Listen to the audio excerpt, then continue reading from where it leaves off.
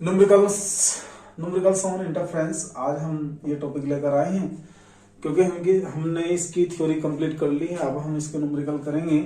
तो न्यूमेरिकल करने के लिए, इस टॉपिक के न्यूमेरिकल को करने के लिए जो मेन फार्मूले हैं वो यहाँ पर मैंने लिख दिए हैं। अगर हमें दो वेव्स की रिजल्टेंट इंटेंसिटी फाइंड करनी है तो in that case I equal to क्या लिखेंगे, I1 plus I2 2 √I1 I2 cos of 5। अगर दोनों ही इंटेंसिटी, दोनों कोहेरेंट सोर्सेज हैं और उनकी इंटेंसिटी सेम है और उसे हमने नाम दिया आई नॉट, तो in that case resultant intensity can be find by using this formula I is equal to 4I0 cos square 5I2। The position of mth bright fringe from the central fringe can be found by this formula xm is equal to md lambda upon d, it is equal to say m beta और mw। बताएंगे नहीं क्या values हैं। The position of dark fringe from the central fringe can be found by using this formula 2m minus 1 d lambda by 2d और से 2m minus 1 beta by 2 और से x dash is equal to 2m minus 1 w। Fringe width of interference pattern for dark और bright fringe कोई सी भी ले लें, उनका दोनों के लिए डिस्टेंस, जो फ्रिंज विड्थ का फार्मूला है वो क्या हुआ, D lambda upon D. This is the fringe difference, या कह दीजिए fringe displacement on inserting a transparent plate sheet in a path of one wave starting from S1 और S2। तो ये हमारे फार्मूले हो गए और इनके लिए हमने जिस टर्म को जिसके लिए यूज किया है बता देंगे, where I intensity, resultant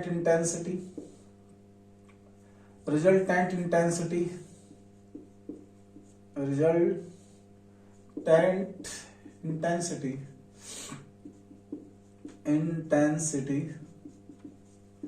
of the pattern, जो पैटर्न हमें ऑब्टेन्ड होता है I1, I2 एंड I0, ये सब क्या है, इंटेंसिटीज ऑफ वेव्स। फाई क्या होगा, फेज डिफरेंस कहेंगे, phase difference between the waves, phase difference between the waves. XM position of mth bright fringe, mth bright fringe on screen from central fringe। x dash m position of mth dark fringe from fringe on screen from central fringe। w और beta use for fringe width, fringe width के लिए use किया गया है। Capital D distance of the screen, distance of the screen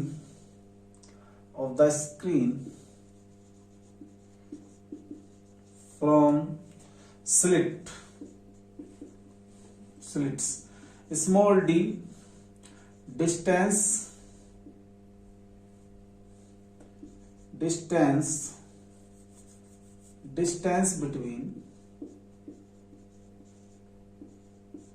between slit S1 and S2।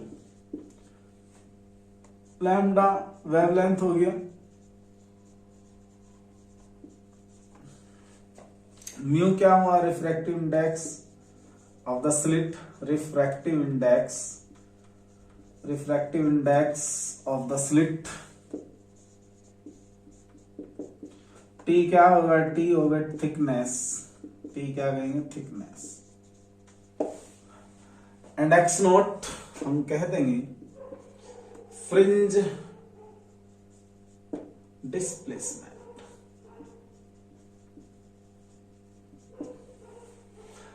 और भी हम इसमें फार्मूले बना सकते हैं। Condition for dark fringes, condition for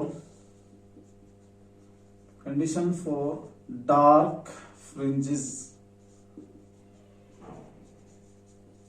और दूसरा क्या नाम है, डिस्ट्रक्टिव इंटरफेरेंस,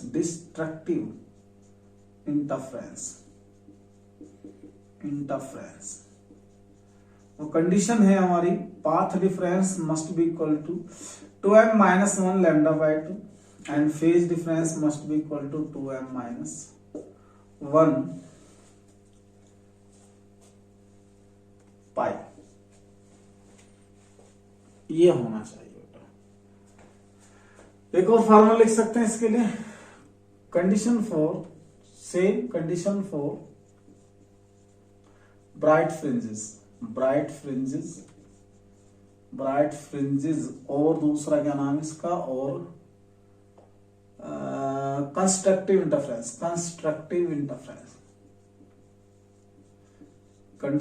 इंटरफेरेंस के लिए condition, path difference must be equal to m lambda और phi must be equal to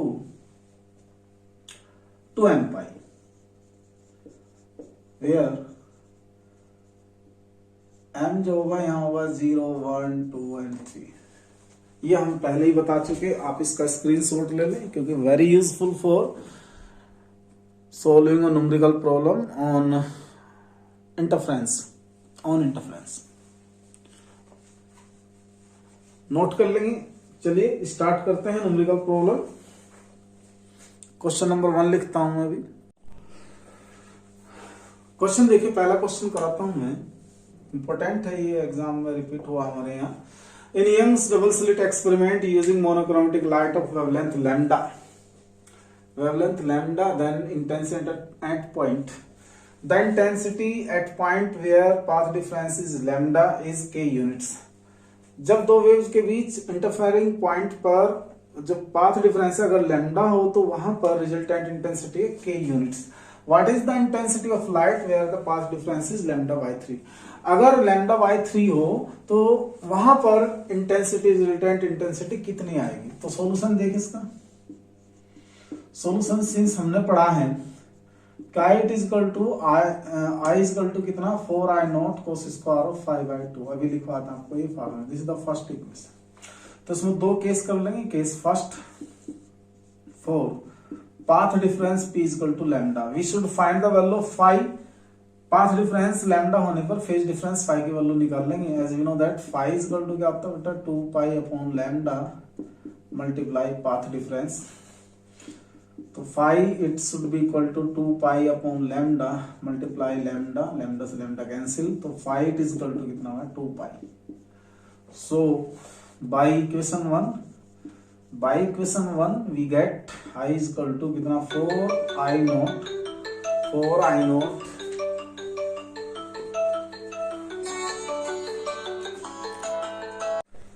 तो by equation I is equal to 4i0 cos square of, put the value phi हमारे 2 multiply pi divide over 2 से 2 cancel हो गया, तो इधर से बनेगा 4i0 cos square of pi.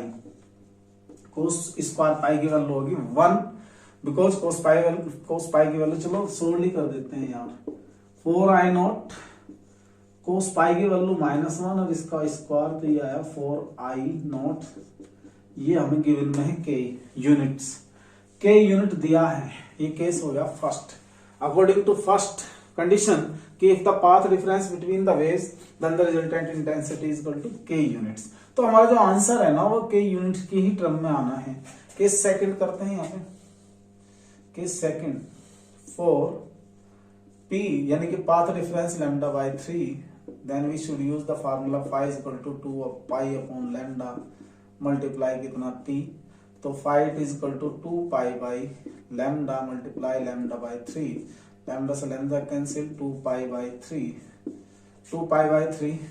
2 into pi 180 degree रख लीजिएगा अपॉन 360 180 डिग्री और 62 जा 120 डिग्री, तो 120 डिग्री इसका एंगल बना।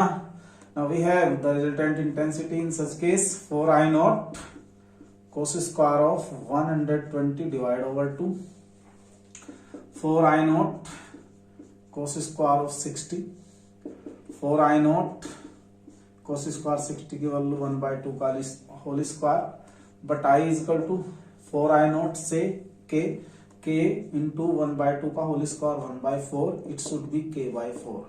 ये इसका आंसर होगा।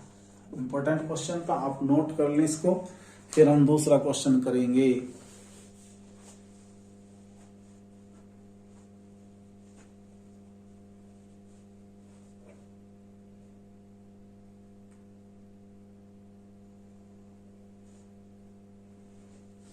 Okay, next question. In this question, if the two slits in Young's double slit experiment have their width ratio 4:1, deduce the ratio of intensity at maxima and minima in the interference pattern. आपको ऐसा कहा है कि young के double slit experiment में जो slit S1 और S2 use की जाती है उनकी खुद की विड्थ का रेशो 4:1 है। इस रेशो की हेल्प से हम फाइंड करना चाहते हैं मैक्सिमा और minimum intensity in the interference pattern.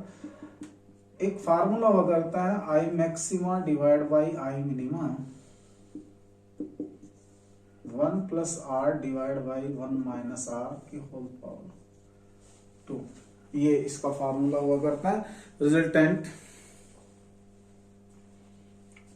Intensity निकालने के लिए। सिंस वी नो दैट, हम जानते हैं कि ratio of fringe width it should be equal to क्या होगा, एम्पलीट्यूड का square, ratio of amplitude square, और साहब इसको हम बोलते हैं,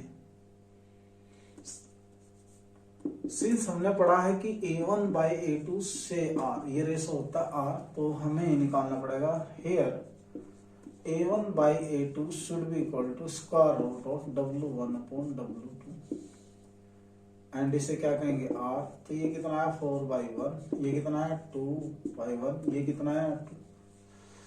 Therefore छोटा सा क्वेश्चन है, therefore I maxima upon I minima it should be equal to 1 plus 2 divided by 1 minus 2 का होल स्क्वायर, 3 का स्क्वायर डिवाइड बाई माइनस 1 का स्क्वायर, दिस इज 9/1। तो इससे रेशो क्या आया, I maxima ratio I minima it is equal to 9:1। Note कर लो बेटा इसको, सिंपल सा क्वेश्चन है।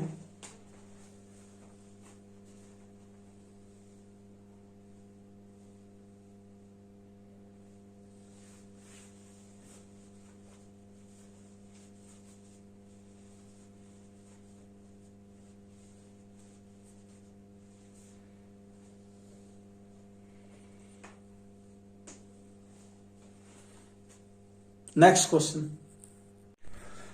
If the intensity ratio in Young's experiment is 25:16, then find the ratio between the width of the slits and I maximum and minima.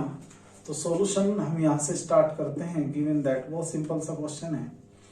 Given that I1 upon I2 it is equal to 25/16, since we know that I1 upon I2 it is equal to कितना होगा A1 का square upon A2 square. सो यहाँ से put the value of I1 और I2 का ratio यहाँ पे value find कर लेंगे। 25/16 it is equal to A1 upon A2। तो इससे इसको हम R भी बोलेंगे, इसका सॉरी अभी नहीं भाई R बोल लेंगे इसको ऐसे लिख लेंगे, इसका स्क्वायर। तो A1/A2 it is equal to square root of 25/16 5/1, और इसे क्या कहेंगे हम R। So W1 upon W2 we know that A1 upon A2 का होल स्क्वायर, तो A1 अपॉन A2 का होल स्क्वायर।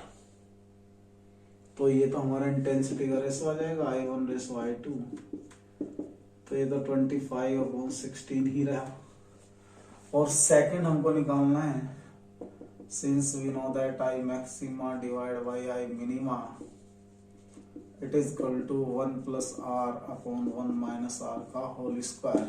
तो पुट कर लेंगे वैल्यू, कितनी आएगी ये 1 प्लस 5/4 डिवाइड बाई 1 माइनस 5/4 इसका whole square, 4 plus 5 divide by 4 minus 5 divide by 4 इसका होल स्क्वायर।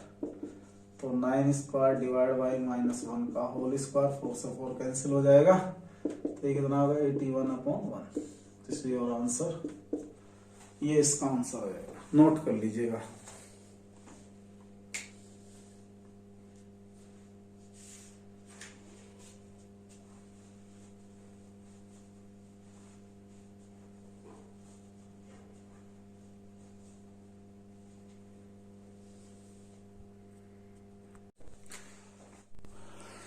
देखिए एक इंपॉर्टेंट क्वेश्चन करते हैं।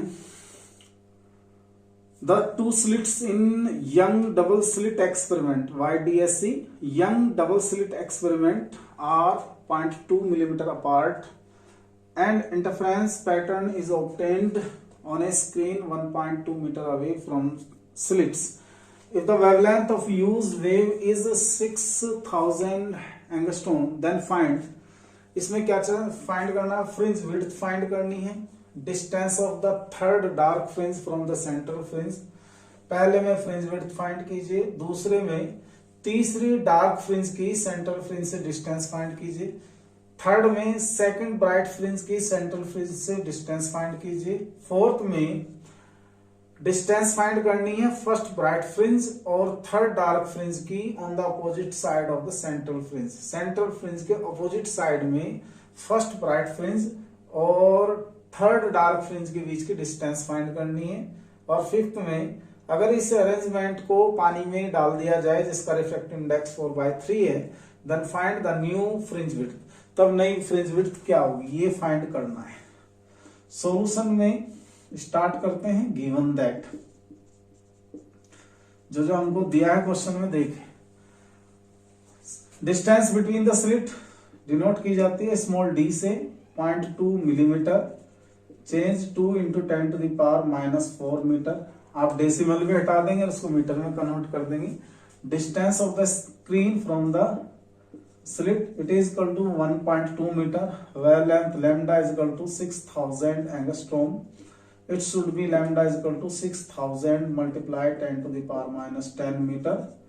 Lambda it is equal to 30 से इसको रिड्यूस कर दें -7 metre. So first we will find the fringe width, यानी निकाल लेंगे सिंस फ्रिंज विड्थ का जो फार्मूला होगा, फ्रिंज विड्थ W कह देंगे, वो होगा d लैम्डा बाई d।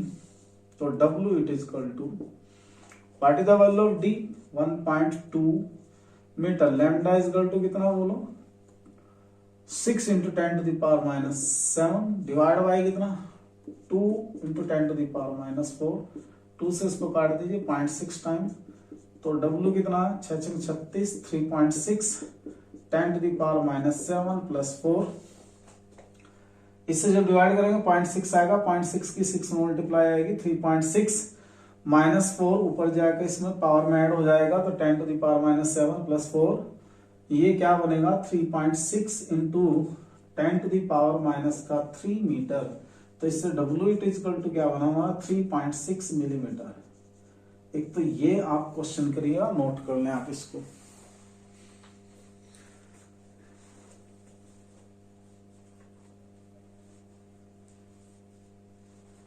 एक इसी से हम फिफ्थ पार्ट फाइंड कर सकते हैं। Find out the arrangement immerse in water. Water में जो है अगर पूरे अरेंजमेंट को एक्सपेरिमेंट को ही वाटर में डाल दिया जाए जिसका रिफ्रैक्टिव इंडेक्स 4/3 हो, तो नई फ्रिंज विड्थ कितनी होगी, मतलब W चेंज हो जाएगी। तो सेकंड पार्ट करता हूं मैं, आप इसका फर्स्ट पार्ट नोट कर लें, करिएगा नोट। इसका फिफ्थ पार्ट करता हूं पहले। फिफ्थ पार्ट देखिएगा, since W dash it is the new fringe width after immerse the arrangement in the water, W upon mu. याद रखिएगा ये W कितना निकालना है 3.6 mm और mu refractive index of water mu कितना ये रहा 4/3 4/3। अब ऊपर ले जाएंगे sir W dash it is equal to 3.6 multiply 3 mm divide by कितना 4.9 इतना W dash 0.9 into 3 this is equal to 2.7 millimetre. एक आपका आंसर ये बना, नोट करते जाए। अब मैं करता हूं दूसरा क्वेश्चन, दूसरा पार्ट क्वेश्चन का। क्या कहता है distance of the third dark fringe from the central fringe. Third dark fringe since जो नंबर ऑफ फ्रिंज है वो कितना थर्ड, और डार्क फ्रिंज के लिए हमें पता है since we know that for mth dark fringe the distance from the central fringe it is equal to क्या होता है डी लैम्डा बाय 2d और x dash m is equal to 2m minus 1 w by 2। So put the value m कितना है 3, तो मैं 3 रख दूंगा 2 इंटू 3 माइनस का 1, w कितना है 3.6 डिवाइड बाय 2, तो कितना 6 माइनस का 1, 3.6 को 2 से डिवाइड कर दें तो 1.8 आएगा, तो कितना आएगा 5 इंटू 1.8, तो x3 dash it is equal to 9 millimetre. एक आंसर आपका ये बनेगा 9 millimetre. Distance of the third dark fringe from the central fringe, third dark fringe की सेंट्रल फ्रिंज से डिस्टेंस कितनी बनती है 9 मिलीमीटर बेटा। तो फ्रिंज विड्थ आ गया, थर्ड डार्क फ्रिंज की डिस्टेंस आ गई। अब हमको निकालना सेकंड ब्राइट फ्रिंज की डिस्टेंस। यहां लिखेंगे थर्ड करूंगा इसका मैं, distance for second bright fringe निकालते हैं। We know that X M it is equal to क्या होगा M D lambda by D, और M D lambda by D से बना हमारा कितना M W. Put the value of W, put कौन सी के लिए निकाल रहे हैं सेकंड के लिए, तो एम कितना रखना पड़ेगा 2, तो 2 रख दीजिए यहाँ। x2 it is equal to 2w, तो x2 it is equal to 2w, w कितना 3.6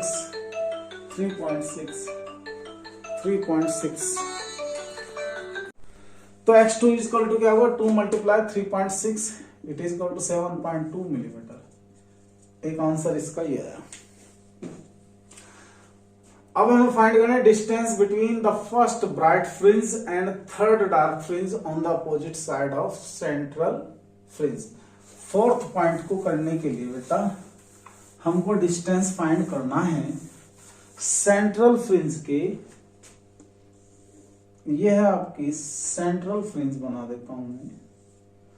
तो फर्स्ट तो होगी ये, और 1 2 3 तीसरी फ्रिंज ये फर्स्ट तो होगी ये, यहां से ब्राइट फ्रिंज बैठेगी यहां, और इसको नाम दे दिया मैंने x1। और थर्ड के लिए ये बनाऊंगा 1 2 3, यहां से यहां तक की डिस्टेंस 1, नहीं डार्क फ्रिंज बनानी है, डार्क फ्रिंज सॉरी। तो डार्क फ्रिंज कितनी बैठेगी ये हमारी थर्ड तक 1 2 3, तो ये वाली डिस्टेंस यहां से यहां तक चाहिए हमें x'3। सेंट्रल फ्रिंज के अपोजिट डायरेक्शन में थर्ड डार्क फ्रिंज और सेंट्रल फ्रिंज के एक साइड में ब्राइट फ्रिंज के बीच की डिस्टेंस फाइंड करनी है। तो यहां लिखेंगे फोर्थ पार्ट क्या करना है x'3 माइनस का क्या करना है x1। तो x'3 कितना आएगा बोलो, ये आएगा 2m minus 1, 2m minus 1 2m, m कितना लो 3 minus 1 d lambda by 2d, यानी कि w बाई 2 फार्मूले से, और ये लिखना पड़ेगा मुझे m w यानी कि w ओनली।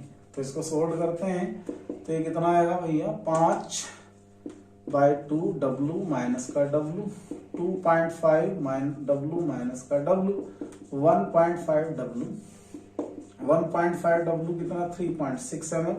हम ये पहले ही फाइंड कर चुके हैं, तो मल्टीप्लाई कर दीजिए 15 छिक्का 90, 15 45 और 9 54, डेसिमल के 0.2। तो ये डिस्टेंस जो है नहीं, थोड़ा गड़बड़ हो गया, सॉरी, इसमें गड़बड़ी हो गया। हम तो डिस्टेंस फाइंड करनी थी इनके बीच, तो ये हमें फार्मूला प्लस दिखाना पड़ेगा। प्लस प्लस कर लीजिए, प्लस प्लस ठीक कर लेते हैं, ये आया 3.5, तो ये आ गया हमारा 3.5 मल्टीप्लाई 3.6, 3.5 मल्टीप्लाई 3.6, और ये कितना आएगा, 5 में 25, 1225 से ज्यादा आएगा।